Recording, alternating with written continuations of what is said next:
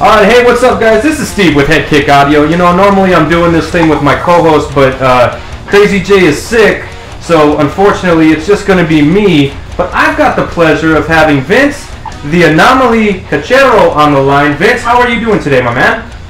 What's up, Steve? I'm doing great, man. How you been? Oh, you know, we doing the damn thing. Alright, so I hit up Ryan for interviews for the next LFA card, and he gave me you first. Now, I think he did that on purpose, and that's because you're pretty fucking exciting. Win or lose, your fights are pretty fucking exciting, man. Thank you, man. Yeah, I appreciate that. I always go out there to throw down, man. I grew up in Hawaii, so I love to scrap. I love throwing my hands. You know, I'll stand toe-to-toe in there with anyone, and, you know, proofs in the pudding. Look at all of my last fights. They've pretty much all been standing, so that's what I love to do. Yeah, and you know, we'll get to Hawaii in a second, because actually I'm pretty excited to be interviewing a local Hawaiian guy, because that's something that I've never done. I like the culture, and I just like the way you guys talk, man. You got like a specific type of swagger, I guess you'd call it. Yeah, you got a little bit of that pitching going on, right? Yeah. So feel free to throw that slang in here too. Even if you confuse me, I'm not worried about it. I love it. Shoot, sounds good. Sounds good. All right, so you're fighting Ludwig Scholinian, if I'm pronouncing that right. Talk to me about this guy. What do you think this guy brings to the table? Yeah, I mean, he's stepping up on later notice. You know, I had an original opponent scheduled, but third time in a row we had a late opponent switch. You know, so I hope my other guy's okay. But yeah, for Ludwig, he's a good fighter. Just looking at his record and stuff, looking at some of the videos online, he's obviously, you know, he's a great wrestler. I think he's like Ukrainian, or he might be Armenian. He might be actually Armenian, but from Ukraine. At least online it says he's from Ukraine. Yeah, but he looks like more of a wrestler. Yeah. He looks like more of a wrestler, and you know, I fought a lot of those guys before who usually want to take me down. If he wants to stand with me, I'd be happy to oblige him on the feet. Okay, what's going to happen to this guy if he wants to throw hands? Oh, well, if he throws hands, he's going to get knocked out. He can try to shoot in on me. I'd be happy to fight him on the ground as well, but I don't think he gets a takedown on me either. So it's going to be a fun night, just looking to put on a show. Okay, and you train over at Black House, and that's cool, but I want to talk about some of these smaller gyms that you train at. Can you give me an idea of these other gyms and why you go to them? Yeah, absolutely. So, you know, obviously Black House, world famous gym, got some great training over there, but one of the gyms that I've been with for a while now, since my pro career started, is A4 Fitness, and I go there with my head coach, actually, Adam Lerner.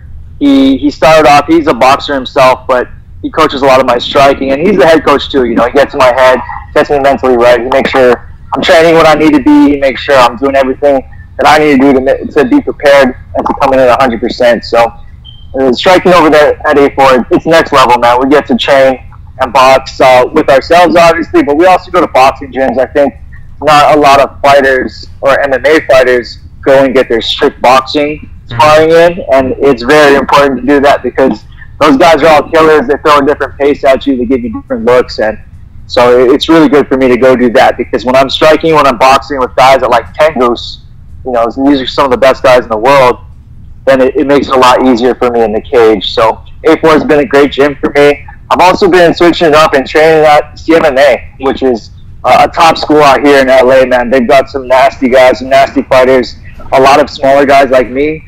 Guys like Victor Henry, that dude's one of the best 135ers in the world. He's over there in Risen right now.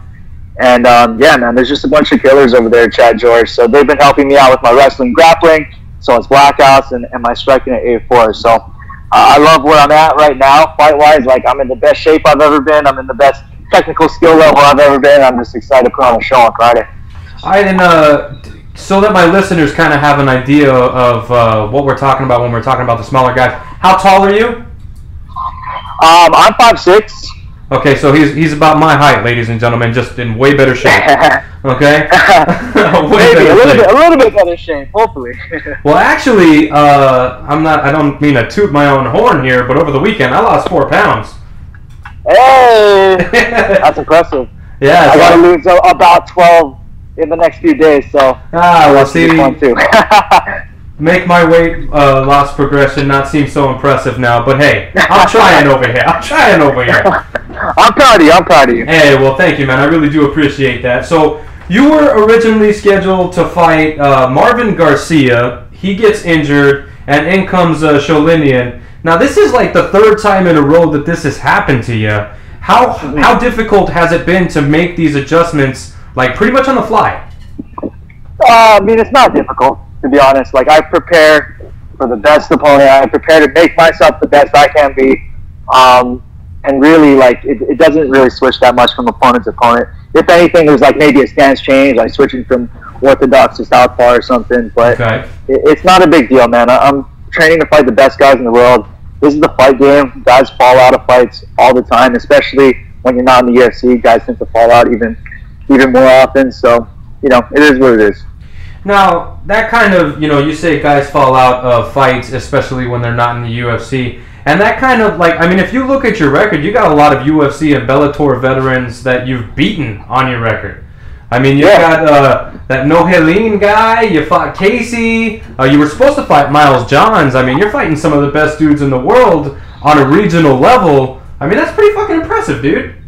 I appreciate that. Well, you know, we've always, from the get-go, we've been wanting to fight the best guys to show Sean Shelby, to show Dana White that, you know, I'm fucking ready right now. And I firmly believe that. My last fight was a loss to Casey Kenny, who's obviously killing it in the UFC right now. He beat Ray Borg. He just beat Bermudez, who was like 13-0 or something. So Casey Kenny is like no joke. And to be honest, like he clipped me. I just got caught in the first round with one of those knees that, you know, it looks like I would take those 9 times out of 10. It was the right spot, the right time. I'm not taking anything away from the dude. He hit me, he knocked me out, but I just got caught. That's the game. So I'm not too worried about that, man. I'm always going out there to fight killers. You know, I fought, like you said, Nolan. I fought Ryan Lilly, who got a nice fight with Bellator. Yeah. He's actually on this card too. Yep. And yeah, man, we're just trying to fight the toughest guys because I know I belong. Okay, and I want to talk to you about your. Okay, now look, I know you're Hawaiian, and Hawaiians they're a different breed.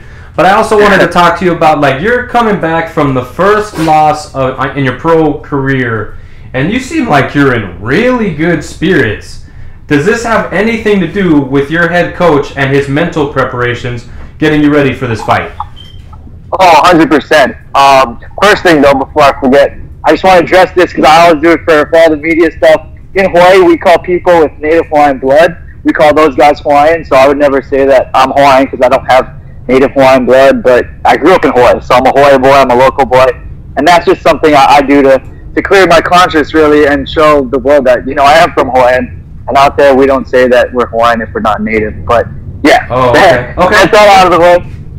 And back to my head coach, yeah, 100%.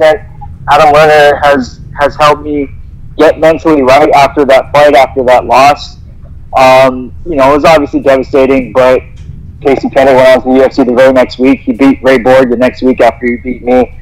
I actually got married a month after that, so my mind went to the marriage, and I was okay. And right after we got married, man, I kind of got in that mode, like, fuck, I lost my first fight. I should be in the UFC right now. What's going on? So Adam kind of helped pull me out of the dumps. He reminded me of my skill level. He reminded me of the work that we put in. He got my head straight, and you know, as you can tell right now, man, I'm really happy. I love the process. I love fighting. I love the whole fight game, and I just can't wait to get back in there and finally get to fight again. God damn, bro, you're giving me the chills over here. That's super impressive that this young in your career, you're only 6-1, and you've already got things kind of figured out. You can come back from a pretty brutal knockout and just, like, it never happened. You're still, like, mentally undefeated. Does that make sense? Oh, yeah, absolutely. I mean, you got to learn, in this game, everyone's going to lose at some point. My loss came like that. You know, like I said before, I didn't get my ass beat. He didn't beat me up for the whole fight, and then I lost it that way. Like, I just got clipped, and that happens in fights. So yeah, that is the name of the game. My head's so good. Well, that's pretty cool, and like I said, that's extremely impressive, and I got to get my hair to stop standing up over here. Give me a second. You can hear me rubbing my arms over here. But talk to me about Hawaii. Why the move to California? What initiated that change in scenery? Yeah, so I grew up in Hawaii, and obviously wherever you grow up, that shapes who you are as a person. It shapes a lot of your morals, your values, and stuff. And I love the island, but I had to get away and go to college.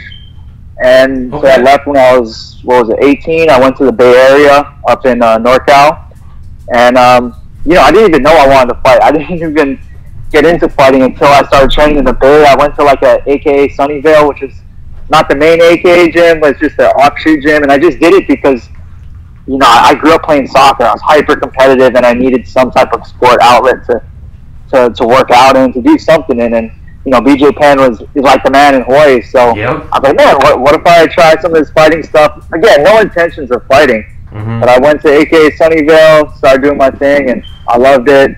Ended up moving down to LA, and this is honestly, I feel like the best training in the world is down here in Southern California. You look at some places like, you obviously got your Tri-Stars, your American top teams, but SoCal has just got some of the top jiu-jitsu in the world, wrestling, MMA. So, I just saw some of my friends fighting at some amateur shows. And like, shit, I think I can get in there and fuck these guys up. So I hopped in and I did my thing, and here I am. And how short was the amateur career? I think you only had like, what, 2 or 3 fights? I won 4-1 as an amateur. I lost my first fight at 45, and I was bad, didn't know what I was doing, and then that lit the fire and me like, no way, I'm not losing again. So I won 4 in a row, won an amateur belt, and it was like, I was actually taking fights, like once a year, so I was kind of taking my time with it. I wasn't really committed to it entirely, but yeah, once I turned pro, I knew that this is what I want to do, so I went all in. Okay, and what was the specific moment, if you can narrow it down to that, sorry about my dog, if you could narrow it down to like a specific moment on where the light bulb just went off and you're like, nah, you know what, fuck it, this is it. Yeah, so I would say actually in my third pro fight against Ryan Lilly, who's also on this card, it turned into a war. It was one of those where we knew we were kind of evenly matched at the time and stuff. And we started getting in there. I was feeling a little slow that day, and whatever happened, and then it turned into a battle. It turned into a war, guaranteed. I knew it was going to be fight of the night just from the second round already. We were just blasting each other. My coach told me to put my hands up, shell up, walk forward, and just throw. And that's what I did. I got the win. But during that whole war, I realized that I love this shit. I love fighting. It's fun standing in there. It's fun trading. It's fun knowing that, again, that knockout can come out at any time for you or the other guy. So it's exciting. And I knew that this is not just what I want to do at that moment. I want to do it for the rest of my life as long as I can. I think you kind of said something right there where, the thrill also comes not from just, getting in there and getting a win and the rush that comes from, winning a fight in particular, but just the fact that knowing that you could turn his lights off, but he can also turn your lights off. That's got to be pretty exhilarating, if nothing else. Yeah, man. It's this feeling of, and I pulled this from a book, these guys who study the flow state, and they call it selfless, timeless, effortless, and rich. So in that moment, you're selfless, completely selfless. Time feels like it's going slow. Everything is effortless. You're just in the zone. You're not thinking about your movements, and everything is just rich. And that's what I feel when I fight. That's what I feel when I train. Getting into that flow state, getting into that zone. I mean, there's nothing like it. And for me, it just so happens to be in fighting. Okay, that's something that I don't think I've ever asked a fighter. But when you're in the middle of an exchange, or like you had the war with Lilly, does time actually slow down? I would say that you're not so much aware of it. I guess, yeah, it slows down. I wouldn't say it's like Matrix feeling where you can see everything, but you're just reacting. So you're completely outside of your brain. Oh, shit. And you're moving off of instinct, and it's, nothing beats that for me. It's very fun, and nothing really gets me in that zone like fighting does. Damn, that's pretty fucking, some, other world type shit. That's pretty cool. I want to talk about the nickname, because You could have gone with like the Pit Bull or the Hitman or one of these generic nicknames, but you went with the Anomaly. How did this one come about? I'm interested. Man, I do it all. I'm really interested in a lot of things. I'm a very curious person. I would say that I have eclectic taste. I love photography, videography, reading, writing, and I felt that name just fit me the best because I'm different, and I feel like that's something that we should all strive to be, not just different, but become our own person. I'm into self-actualization. I'm into Stoic philosophy. I'm into a lot of weird shit, so I feel like the Anomaly just fits better. Yeah. Well, that's a different take on where you get the nickname from. Now, did you give it to yourself, or was it the coach, or was it a friend? Well, the name kept getting tossed around between the groups where we were trying to pick it out, and then I ended up picking that one, so yeah. Okay. So it was the one that stood out above the rest. What were some of the other ones that you guys were throwing around? Vicious Vince. I think you're with the Anomaly here. I like that. Yeah, no. Vince the Prince, whack stuff. So the Anomaly definitely fits. That's pretty fucking funny, man. All right, now usually my co-host will ask his signature question, and he's not here to do it, so I'm going to go ahead and do it for him, and I'm going to try and do it as best as I possibly can. Okay, I'm not going to do a Crazy J voice because I'm not as boisterous as him, so I'm just going to have to ask it in my normal voice. But he likes to ask this question. He says, what do you like to do on your free time when you're not training or getting ready for a fight? Ooh, what's what I like to do? I like creating.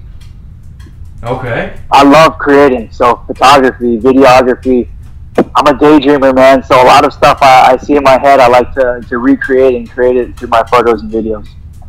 Okay, and what types of photo shoot? Do you go out on photo shoots, or you just go out on adventures and take pictures? Yeah, no, so I'm a professional photographer, so I actually work for Black House. Yeah, I work for a lot of combat sports companies, Elite Sports being the biggest one. So I shoot mainly combat sports related things, but I've shot some fashion, motorcycle shit, bunch of random things. But I love just also taking my camera around whenever I travel or shooting just my wife and our dog. It's fun for me to find the right angles and just tweak on some things. What kind of dog you got? I got an Australian cattle dog Kelpie mix. He's the man. Oh shit! Yeah, I had an Australian healer way back in the day. Good dogs. Good dogs. Oh yeah, very smart. But now I got a wiener dog, and then I got a hey, I'm in an interview here. I got a wiener dog, I got a Chipoodle, I got a Chihuahua Terrier, and then a long hair. So all my dogs, they're small. They're small. Yeah, you got a whole dog farm going over there. I'm a dog kind of guy. You ain't gonna catch me with no cats. Well, I got a couple of cats too. My wife introduced me to cats and obviously our dog, but she's going to be a veterinarian. She's just finishing up school. Oh, okay, so well there you go. We're animal lovers. Oh yeah, definitely. I got a little bit of a farm over here. I got I'll just tell you. I got the 4 dogs. I got a Russian hamster. I got 2 bearded dragons, and I got 2 little fish. Damn, impressive. Yeah, and we're trying to add a snake, but the wife is she's a little worried about that one. Yeah, that Russian hamster or whatever hamster thing you got, that's got to watch out. No, she's worried about the dog. Can you believe it? Yeah, right? I'm like, we'll just get a little corn snake. It's not going to hurt nothing. It could strangle a grape. What are you doing? So, but yeah, that's cool. So how difficult is it? So you're a professional fighter. She's going to be a veterinarian. Is it difficult to balance both of your guys' lifestyles plus your interests? No, actually it's not. We support each other a lot, and she's been away at school in the Caribbean for the past 2 years. So she would on her breaks come back and visit me here. But it was perfect timing because that's just when I turned pro, and I knew I wanted to dedicate myself to this. She had time to dedicate herself to school, so we've really been hyper focused on our own stuff, on our own lives and our own professional lives, but also when it's time to relax and she's here, then we have a good time. So it's worked out really well. It's a good balance. Damn, okay. So she's out in the Caribbean, you're out in training camps, and then when she comes into town, you guys hang out. That's pretty cool. That's pretty fucking cool. Yeah. She actually just finished up out there, so she does a clinical year in Colorado State. So we're literally driving up to Colorado 2 days after my flight. Damn. Okay. Well, shit. You're fighting. It's this weekend, right? Yeah, it's this Friday. No shit. You got me all messed up over here. We got into out of my questions now, so you got me asking questions that weren't even on my list. So thank you. I like getting out there and being different. I like to think of myself as the anomaly of this podcast. There you go. The anomaly. All right, we might actually change that. I don't know. We'll see how it goes, because they call me Steve the Dick, because I mean that's what I am. So, but so you're fighting this Friday, and we're fighting Ludwig Scholin. I'm gonna fuck up his name, so I'm just gonna stop there. Yeah. He's 5-1-1, and most of his fights are via decision. Are you ready to go the distance if need be? Oh yeah, if need be, we'll go the distance. Trust me, it's not going to go that long, but I'm in incredible shape. I'm ready to go 3 rounds. I'm ready to go 5 rounds if we need to. So it's no pain. All right, cool, man. Well, I don't want to take up too much more of your time, but I do want to give you the opportunity to thank sponsors, training partners, whoever the hell you want. You have as long as you want. The floor is yours. Go ahead. All right, perfect. Well, I just want to thank my teams, everyone at A4, everyone at CMMA, Black House, all of my coaches, and of course the sponsors. I've got Fight Tips, the Boiling Crab Boy, which is my family's restaurant there on Oahu. I've got Lucha Gear, Punch Guns, Miss Mary Jane's Edibles, CBD, and yeah, man, All Time Arts. Let's see what else do I got for this fight. Yeah, and just support me at VinceTheAnomaly.com. Okay, and then your handle on Twitter and Instagram, are they both Vince the Anomaly? Yep, just at Vince the Anomaly.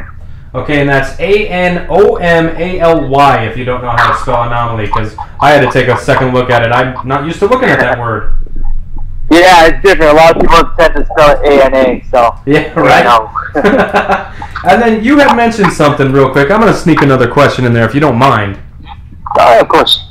Okay, this is also another question that, that I've never asked anybody, and it's this CBD thing, okay? I'm one of those white boys that smoked pot back in high school and haven't touched it really since.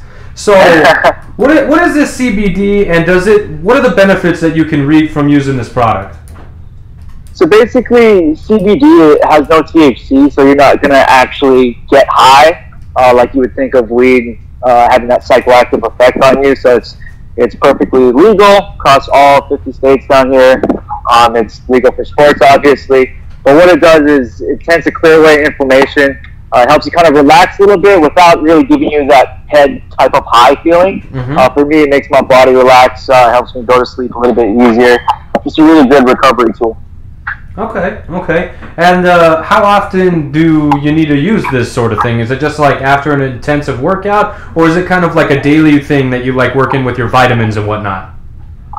Yeah, for me, it's after every like really intense workout. So any hard wrestling, hard sparring, of course, especially with all the stuff going on, all the research going on about the brain. We want to clear that inflammation as fast as possible. So CBD after those hard training sessions. And if I'm having a hard time sleeping at night, usually I'll take it then as well when I'm in fight camps. So, yeah, I mean, if you can afford it, I would definitely use it all the time. But it's also not cheap, so you got to find yourself a nice sponsor like this. There you go. And how much does this shit run?